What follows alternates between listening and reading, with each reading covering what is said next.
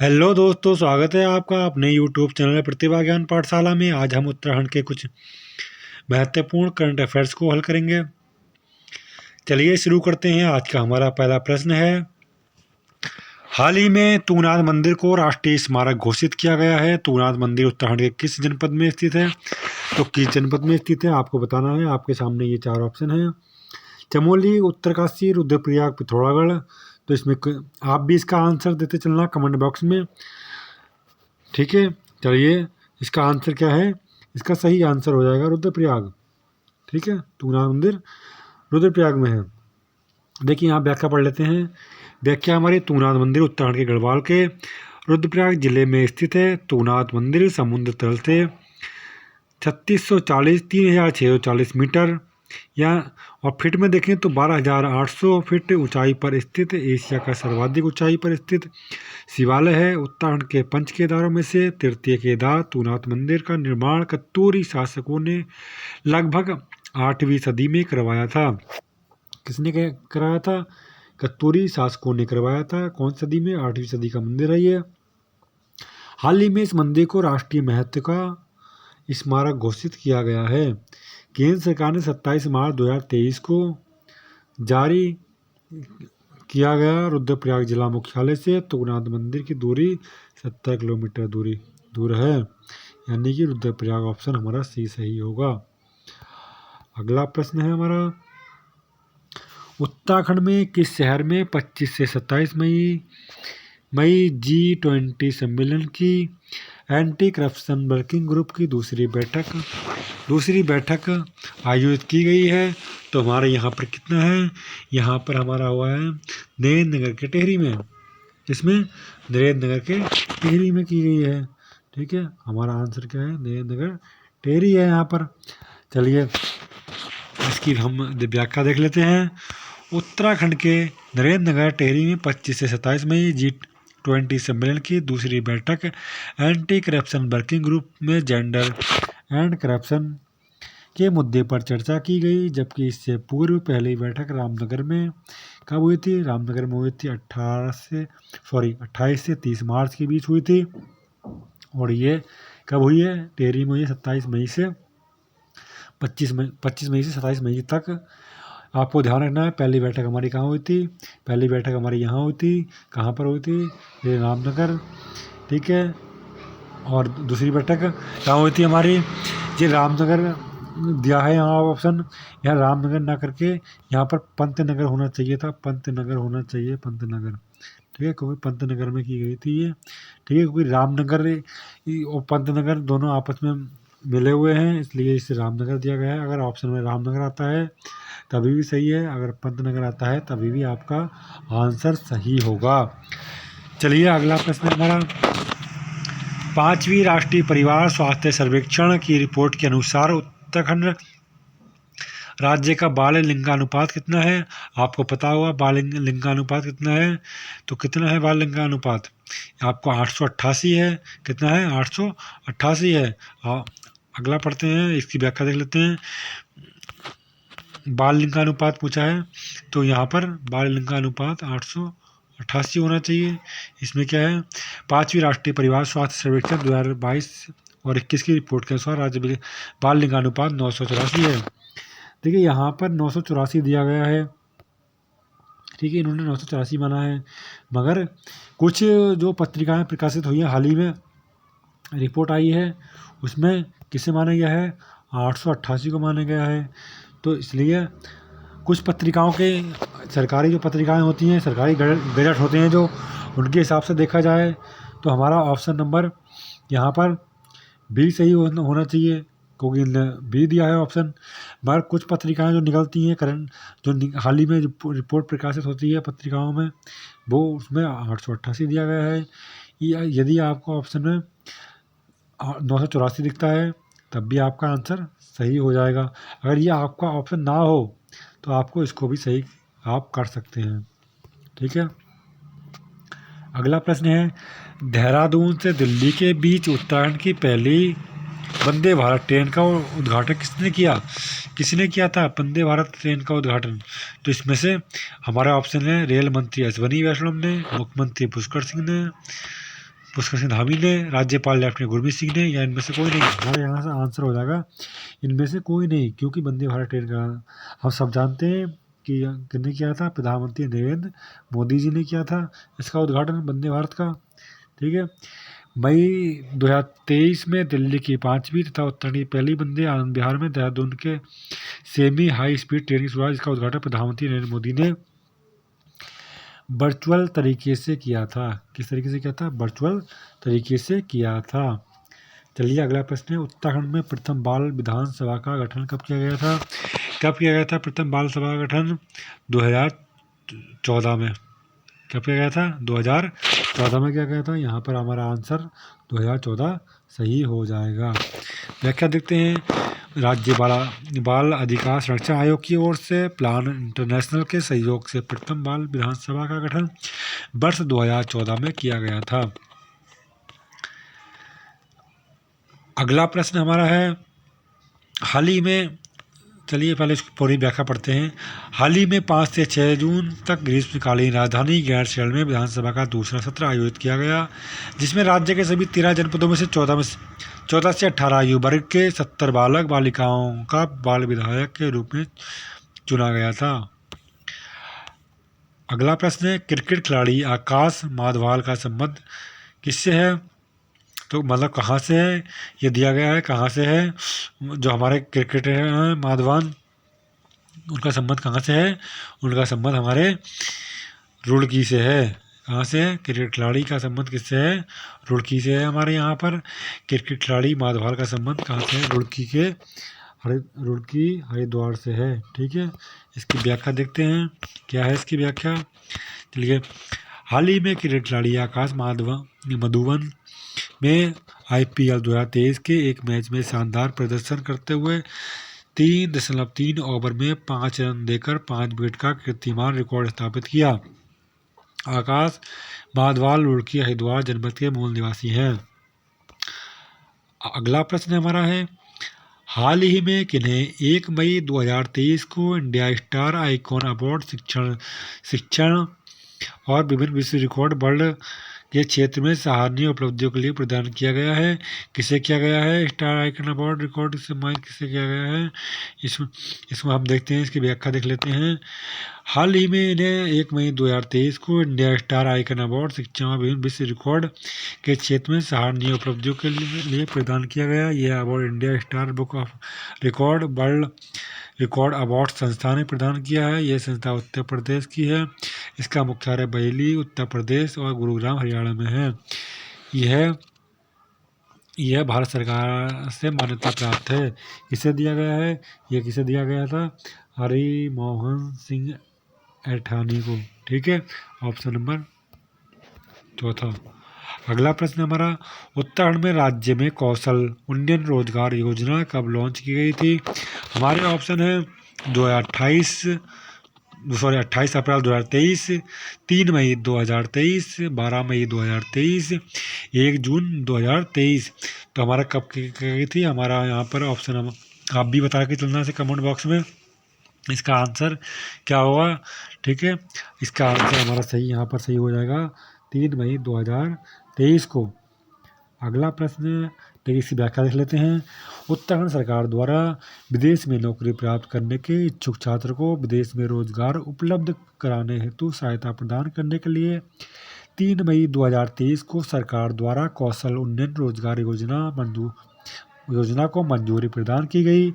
प्रथम चरण में नर्सिंग हॉस्पिटलिटी से जुड़े युवाओं को विदेश में रोजगार प्रदान करने के लिए सहायता प्रदान की गई। इस योजना की शुरुआत मुख्यमंत्री पुष्कर सिंह धामी के द्वारा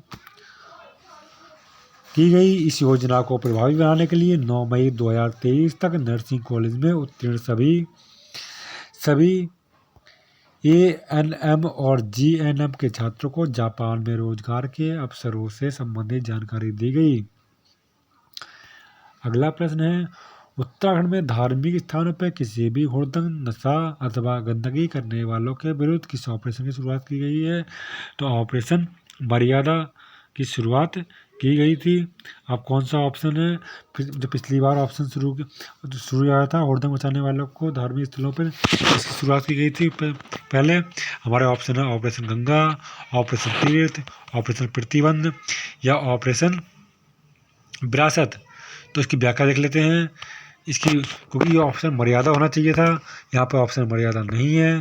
तो इसका देख लेते हैं व्याख्या में क्या दे रखा है, उसके बाद हम इसके ऑप्शन पर चलेंगे दोबारा। उत्तराखंड पुलिस द्वारा मुख्य द्वार पर गंगा घाटों पर रोजाना होने वाली असामाजिक गतिविधियों को रोकने के लिए ऑपरेशन मर्यादा की शुरुआत की। किसकी की गई है? ऑपरेशन मर्यादा की, मगर ऑप्शन में ऑप्शन मर्यादा नहीं था। ये भी तो मैं कह रहा था ऑप्शन मर्यादा होना चाहिए था, मगर ऑप्शन नहीं है। चलिए कोई बात नहीं है, इसलिए शुरुआत की गई है जिसके तहत गंगा घाटों पर 10 पुलिसकर्मियों की तैनाती की गई है। हाल ही में धर्मनगरी में गंगा घाटों पर स्पीकर पर गाने बजाकर अश्लीलता करने, हर की पैड़ी क्षेत्र में गंगा की पहाड़ियों पर रखकर हुक्का पीने, फर्जी किन्नरों की नौटंकी और बर्थडे मनाने की घटनाएं सामने आए हैं, जिनके उपरांत धार्मिक स्थलों पर असामाजिक गतिविधियों को नियंत्रित करने हेतु उत्तराखंड पुलिस द्वारा यह ऑपरेशन मर्यादा की शुरुआत की गई है। ऑपरेशन मर्यादा नहीं है, ऑपरेशन यहाँ पर सी ऑपरेशन में आप क्या करना, सी ऑपरेशन में ऑपरेशन मर्यादा करना, मर्यादा। ठीक है, अगला हमारा प्रश्न है, हाल ही में किन्हें सुंदरलाल बहुगुणा की द्वितीय पुण्यतिथि पर 21 मई को हिमालय प्रहरी सम्मान 2023 से नवाजा गया है। तो किसे नवाजा गया है? हमारा ऑप्शन है अनिल जोशी जी को, विजय जरदारी जी को और धूम सिंह नेगी जी को, या हमारे मेधागर पाटेकर को। तो किसे नवाजा गया है हमारे? तो ये हमारे ऑप्शन में हमारा राइट आंसर क्या होगा, आप कमेंट बॉक्स में बताना। मैं यहाँ बताता हूँ, ये हमारे विजय जरदारी जी को नवाजा गया है।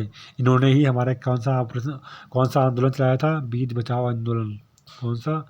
बीज बचाओ आंदोलन किसने चलाया था? विजय जरदारी जी ने। आइए व्याख्या देखते हैं इसकी।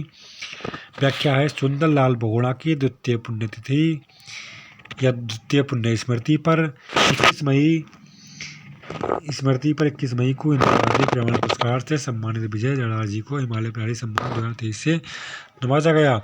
इससे पूर्व वर्ष 2023 का पुरस्कार पर्यावरणविद धूप सिंह नेगी को दिया गया था।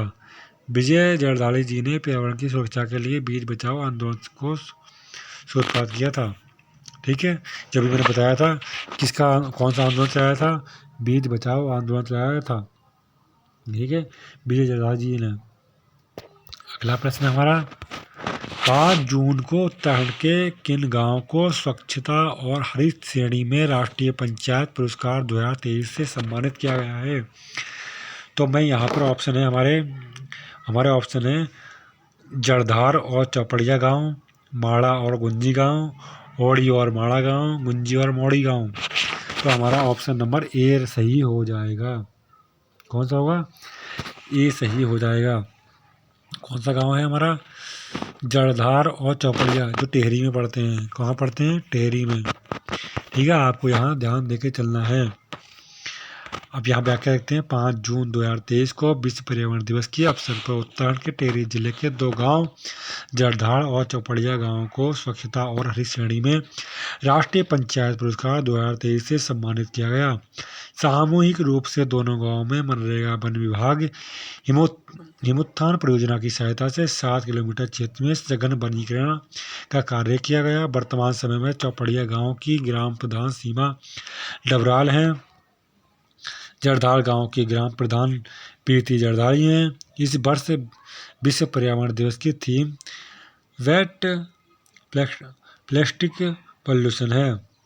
ठीक है, प्लास्टिक वेट जो वेट होता है जो खराब प्लास्टिक होती है उसका है। ठीक है, वेट प्लास्टिक पॉल्यूशन है। अगला प्रश्न देखते हैं हम, उत्तराखंड के किस जनपद के 2 गांव, अभी हमने देखा था यही।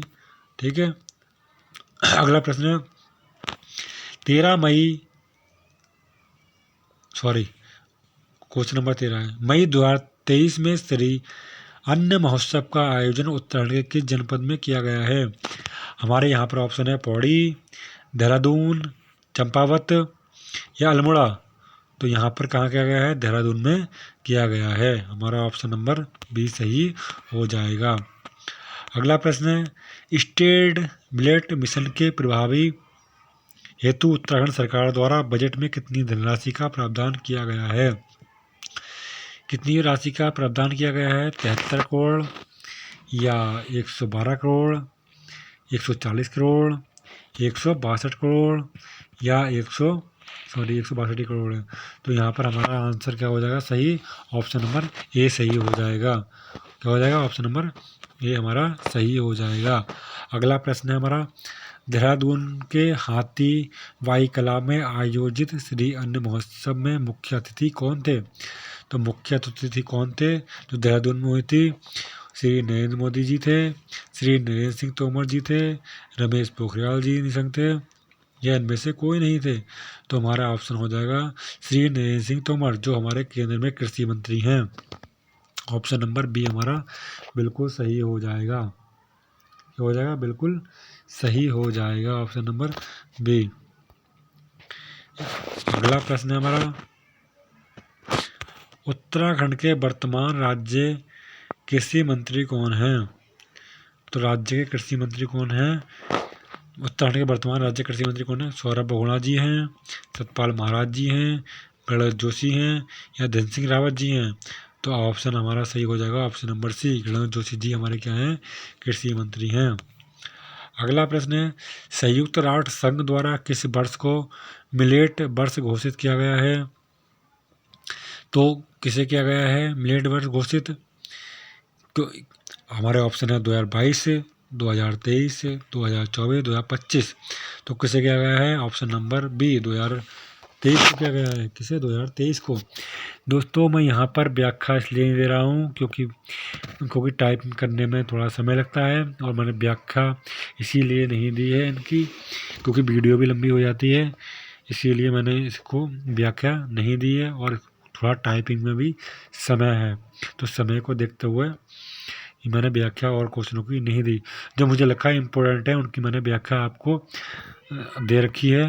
ठीक है। अगला प्रश्न हमारा, राज्य सरकार द्वारा स्मार्ट स्कूल स्मार्ट ब्लॉक कार्यक्रम के तहत के जनपद में समग्र स्कूलों को स्मार्ट स्कूल में परिवर्तित करने की घोषणा की गई है। ऑप्शन हमारे देहरादून, चंपावत, अल्मोड़ा, उधमसिंह नगर। तो हमारे क्या है? चंपावत है हमारा ऑप्शन, 31 मतलब बिल्कुल राइट होगा। अगला प्रश्न है, राष्ट्रीय प्राकृतिक कृषि मिशन के तहत उत्तराखंड के कितने जिलों में प्राकृतिक खेती की जाएगी? राष्ट्रीय प्राकृतिक कृषि मिशन के तहत उत्तराखंड के कितने जिलों में प्राकृतिक खेती की जाएगी? 2, 5, 8, 10। तो 10 जिलों में प्राकृतिक कृषि की जाएगी। आपको ये क्वेश्चन याद रखना है, बहुत इंपॉर्टेंट क्वेश्चन है हमारा। यहाँ पर सही आंसर क्या है? ऑप्शन नंबर डी सही है, 10।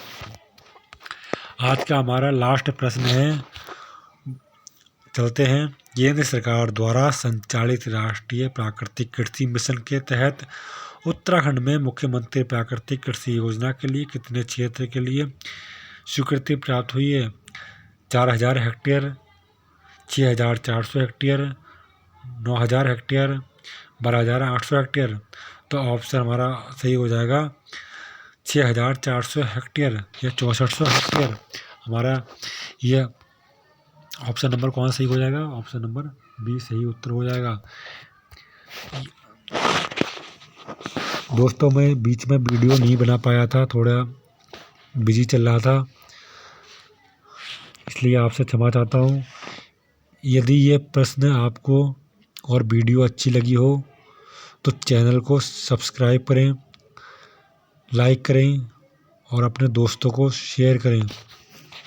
धन्यवाद। जय हिंद।